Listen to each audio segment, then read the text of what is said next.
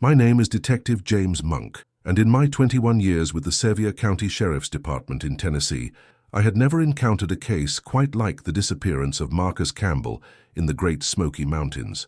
It was a cold October morning when the call came in about a missing 24-year-old man who had vanished during what should have been a routine hiking trip with his sister. The siblings had been exploring the Appalachian Trail near Clingmans Dome when Marcus simply disappeared, leaving behind only his backpack and a mystery that would haunt everyone involved. His sister Sarah had been hiking approximately 30 yards ahead of him on the well-marked trail when she realized he was no longer behind her. What made this case particularly disturbing was the discovery made 3 days later by a park ranger conducting a routine wildlife survey. Deep in the dense forest, miles from where Marcus had last been seen, a white-tailed deer was found with the name Marcus carved clearly into its antler, the letters still fresh and precise, as if someone had taken great care with the engraving. The implications of this discovery would transform our investigation from a simple missing person case into something far more sinister and complex. Sarah Campbell sat in our interview room that first evening, her hiking boots still muddy from the search efforts, and her hands shaking as she tried to explain what had happened on the mountain trail. She was a nurse from Knoxville who had suggested the hiking trip as a way for her and Marcus to spend time together and enjoy the fall foliage that drew thousands of visitors to the Smokies each year. According to her account, they had started their hike early that morning from the Clingmans Dome parking area, planning to complete a moderate 6-mile loop that would take them through some of the most scenic areas of the national park. The weather had been perfect for hiking, with clear skies and temperatures in the mid-50s, ideal conditions for the outdoor adventure they had both been looking forward to for weeks. Marcus had been in good spirits, she said, chatting about his recent promotion at the engineering firm where he worked and his plans to propose to his girlfriend later that month. The siblings had hiked together many times over the years, and Sarah described Marcus as an experienced outdoorsman who knew the trails well and always followed safety protocols. She insisted that he would never have wandered off the marked trail without telling her, especially not in an area where they were unfamiliar with the terrain. The initial search and rescue operation began within 2 hours of Sarah's report, utilizing the extensive resources available through the National Park Service and local emergency response teams. The Great Smoky Mountains presented unique challenges for search operations, with dense forests, steep terrain, and weather conditions that could change rapidly at higher elevations. Experienced mountain rescue teams were deployed to cover the area where Marcus had last been seen, while helicopter crews conducted aerial searches of the surrounding wilderness. The discovery of Marcus's backpack approximately 1 mile from the trail raised immediate questions about what had happened during those crucial minutes when Sarah had been walking ahead. The pack was found carefully placed beneath a large oak tree, not dropped or abandoned as might be expected if Marcus had encountered an emergency or accident. Inside the backpack, investigators found Marcus's wallet, identification, energy bars, water bottles, and camera, all items that an experienced hiker would never willingly abandon in the wilderness. The methodical placement of the pack suggested either careful planning or that Marcus had been forced to leave his belongings behind under duress. Search dogs brought in from neighboring counties initially picked up Marcus's scent near the backpack location, but lost the trail after approximately 50 yards, as if he had simply vanished into thin air. The discovery of the deer with Marcus's name carved into its antler fundamentally changed the nature of our investigation and introduced elements that none of us had encountered in previous missing persons cases. Park Ranger Julie Morrison found the animal during a routine wildlife health survey in an area approximately 4 miles from where Marcus had disappeared, deep in the forest and far from any established hiking trails. The deer appeared to be alive and healthy, though clearly distressed by the human interference with its natural state. Wildlife veterinarians were called in to examine the animal and document the carving, which showed precise lettering that appeared to have been done with a sharp knife or similar tool. The timing of the carving was estimated to be very recent, likely within 24 to 48 hours of the deer's discovery, which coincided with the period when Marcus had gone missing. What made the discovery even more disturbing was the skill and time required to restrain a wild deer long enough to complete such detailed carving work. The implications suggested either incredible wilderness skills or the involvement of multiple individuals working together to accomplish such an unusual feat. The deer was released after documentation and veterinary examination, but the carved antler was photographed extensively for evidence. Marcus Campbell's background revealed a stable, successful young man with no apparent enemies or reasons for disappearing voluntarily. He worked as a structural engineer for a respected firm in Nashville, where colleagues described him as reliable, talented, and well-liked by his co-workers and clients. His supervisor confirmed that Marcus had requested time off for the hiking trip and was expected to return to work the following Monday for an important project presentation. Financial records showed no unusual transactions or debts that might create pressure for him to disappear, and his bank accounts remained untouched after his disappearance. His girlfriend of 3 years, Jennifer Walsh, provided insight into his state of mind and recent activities that confirmed Sarah's description of a happy, optimistic person looking forward to the future. Jennifer revealed that Marcus had recently purchased an engagement ring and had been planning to propose during a romantic dinner the following weekend, making a voluntary disappearance seem highly unlikely. Friends and family members uniformly described Marcus as responsible and considerate, someone who would never cause his loved ones to worry unnecessarily. Social media posts from the weeks leading up to the hiking trip showed typical activities and interactions, with no indications of stress, fear, or unusual circumstances in his life. The forensic analysis of the carved antler provided crucial information about the tools and techniques used, though it raised more questions than it answered about who might be responsible. The carving showed consistent depth and clean lines that suggested the use of a professional-grade knife or specialized engraving tool, not something typically carried by casual hikers or outdoors enthusiasts. The letter formation and spacing indicated either artistic skill or previous experience with similar carving work, suggesting this was not a random act by an amateur. Most importantly, DNA analysis of material found in the carved grooves revealed traces that matched samples from Marcus's personal items, confirming that he had been present when the carving was done. However, the evidence could not determine whether Marcus had carved his own name under duress or whether someone else had done the work while he was present. The precision and quality of the carving work led investigators to consult with local artisans and craftspeople who might have the skills necessary to accomplish such detailed work on living bone material.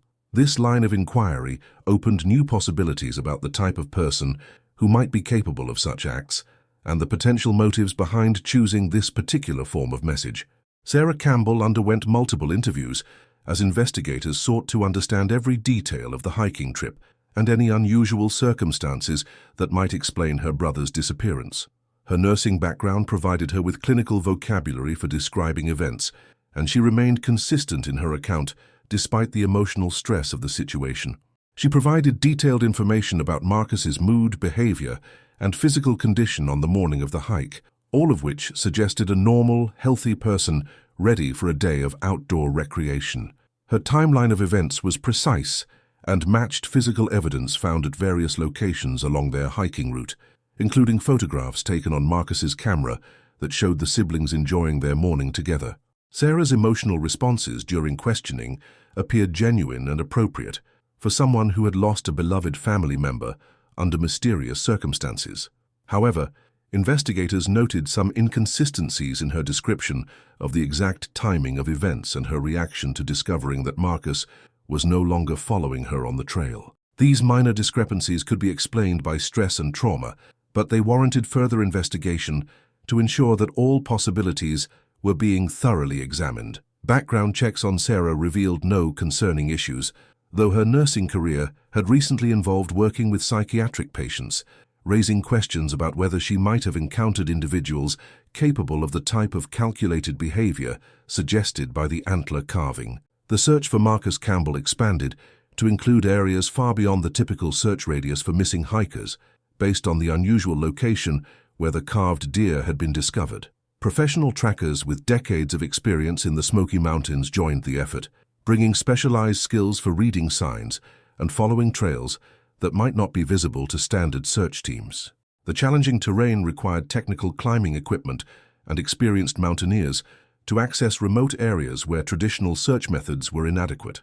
Local volunteers familiar with the hidden valleys, caves, and abandoned structures throughout the region provided invaluable assistance in identifying locations that might serve as hiding places or destinations for someone trying to avoid detection.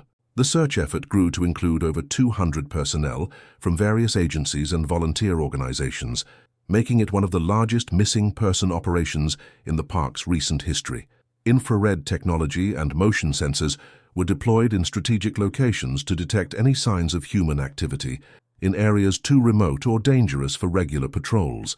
The National Guard was consulted about providing additional aircraft and specialized equipment for accessing areas that had not been thoroughly searched due to weather conditions or technical challenges. The investigation began to focus on individuals with the specific skills and knowledge necessary to accomplish the deer carving, leading to interviews with local hunters, taxidermists, and artisans throughout the region. This approach revealed a small but dedicated community of people who possessed the wilderness skills and tool expertise that would be required for such unusual work. Several individuals were identified who had both the technical ability and detailed knowledge of the park's remote areas that would be necessary to carry out such an elaborate plan. However, none of these potential suspects had any apparent connection to Marcus Campbell or reasons for targeting him specifically. The investigation expanded to include examination of online forums and social media groups dedicated to hunting, taxidermy, and wilderness survival skills, looking for any discussions or posts that might relate to the techniques used in the antler carving. This digital investigation revealed a complex network of individuals interested in extreme outdoor challenges and unusual survival techniques, some of whom had posted about experiments involving wild animals and artistic carving projects. While most of these activities appeared to be legal hobbies or professional interests, some posts suggested more concerning behaviors that warranted further investigation by law enforcement. The psychological profile developed by behavioral analysts suggested that whoever was responsible for Marcus's disappearance and the antler carving was likely someone with significant antisocial tendencies combined with highly developed wilderness skills. The choice to carve the victim's name into a living animal suggested a desire to create a lasting, disturbing message while demonstrating complete control over both human and animal subjects. The technical execution of the carving indicated patience, planning, and a level of comfort with violence that suggested previous experience with similar activities. The remote location chosen for the carving display showed intimate knowledge of the park's geography and an understanding of when and where rangers would be likely to discover the evidence. This combination of skills and psychological characteristics pointed to someone who spent significant time in the wilderness and who might have been planning such activities for an extended period. The profile suggested that this was unlikely to be a random crime of opportunity, but rather a carefully planned action by someone who had specifically targeted Marcus or his family for reasons that remained unclear. The search for Marcus intensified as the investigation revealed additional evidence of human activity in remote areas of the park where few visitors typically traveled. Trail cameras positioned by wildlife researchers captured images of an unidentified individual moving through the forest during the time period when Marcus disappeared, though the images were too distant and unclear to provide definitive identification. However, the person appeared to be carrying equipment consistent with camping gear and specialized tools, suggesting they had been prepared for extended time in the wilderness. Additional carved trees and disturbed campsites were discovered in areas miles from established trails, indicating that someone had been using these remote locations for activities that were not typical recreational camping. These discoveries suggested a pattern of behavior that extended beyond Marcus's disappearance and raised concerns about other potential victims who might not have been reported missing. The investigation team began reviewing unsolved missing persons cases from throughout the region, looking for similar circumstances or evidence that might indicate a broader pattern of criminal activity in the national park system. Marcus's family struggled with the uncertainty and disturbing implications of the evidence that had been discovered during the search for their loved one. The carved deer antler created a particularly traumatic image that haunted family members and made it impossible for them to maintain hope that Marcus's disappearance had been the result of a hiking accident or voluntary decision to leave. Jennifer Walsh, Marcus's girlfriend, found it especially difficult to cope with the engagement ring he had purchased and the future they had planned together before his mysterious disappearance. The family established a reward fund and worked with media outlets to maintain public attention on the case, hoping that continued coverage would generate leads that might help locate Marcus or identify who was responsible for his disappearance.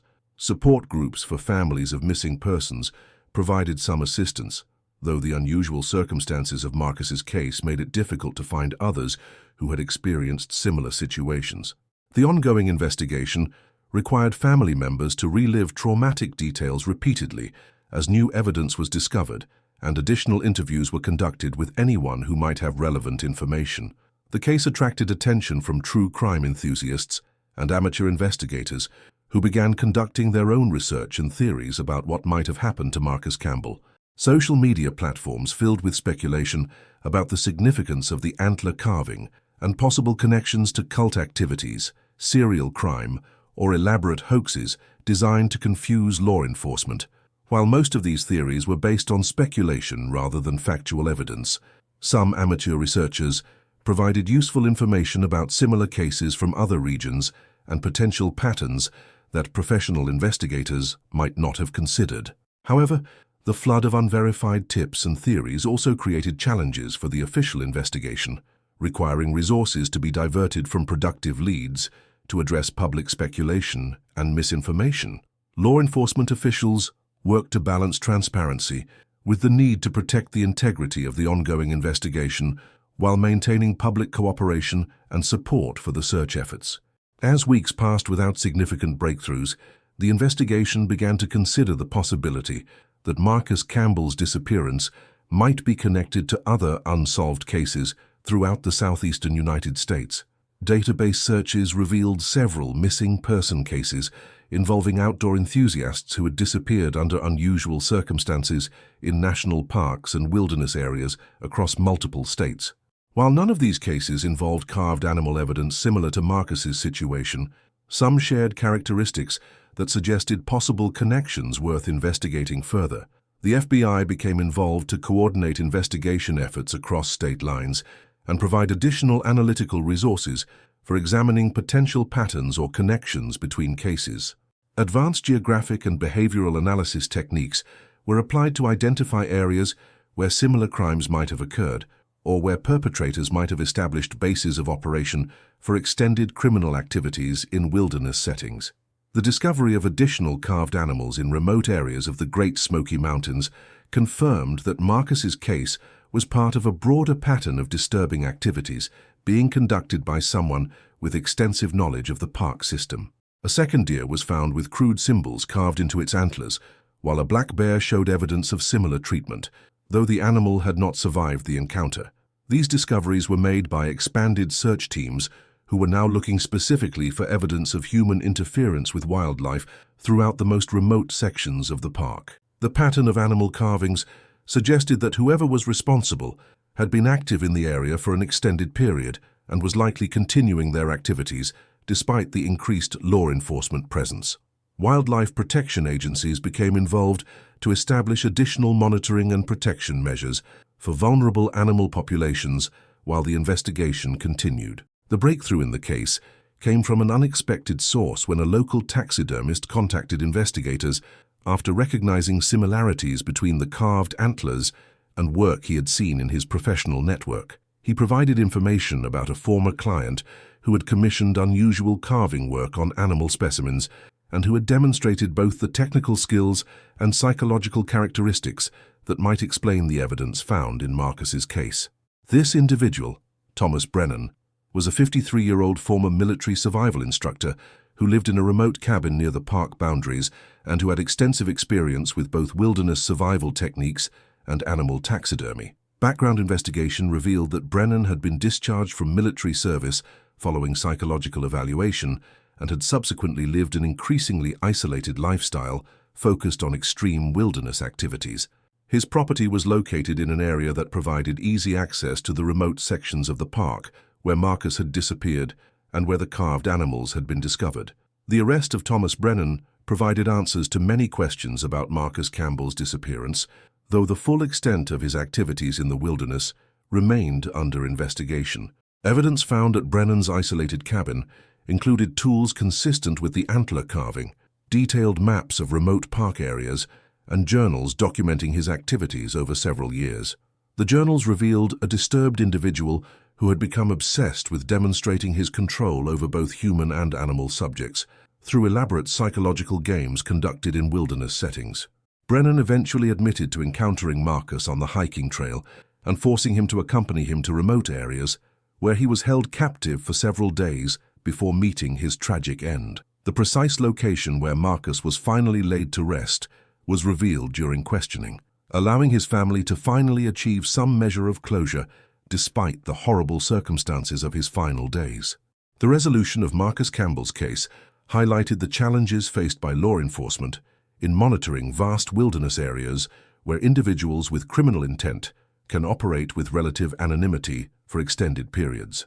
The investigation led to improved coordination between park services and local law enforcement agencies, as well as enhanced monitoring systems for detecting unusual activities in remote areas of national parks throughout the region.